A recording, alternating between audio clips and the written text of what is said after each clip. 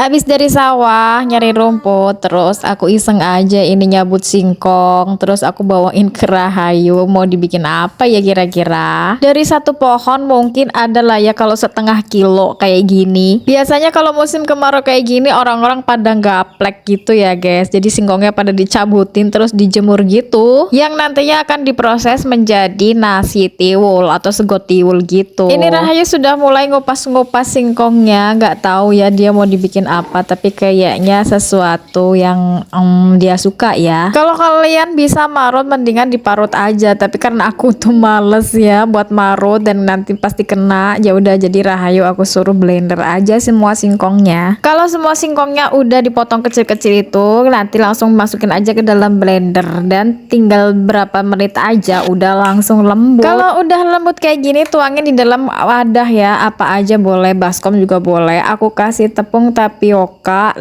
sendok ya, mungkin sekitaran setengah kilo kali ya tadi ubinya, dan aku kasih tepung tapiokanya 5 sendok atau 6 sendok lah ya, pokoknya intinya segitu. Terus dikasih garam sedikit, dikasih vanili ya biar rasanya lebih harum. Terus dikasih gula pasir sekitar 6 sendok ya, selera aja lah ya, kalau mau yang lebih manis lagi juga bisa ditambahin. Terus diaduk sampai rata, dan ini mau aku bagi 3 ya.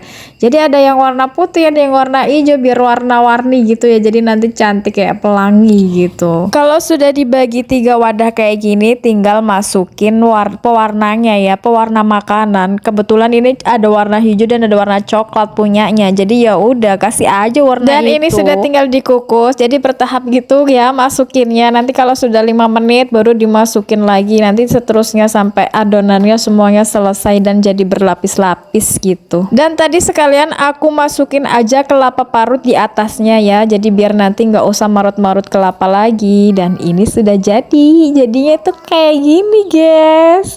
Kalian tahu nggak ini makanan apa di kota kalian? Kalau kata Rahayu sih namanya jajanan engol-engol. Padahal maksud aku ini tuh namanya kue ongol-ongol.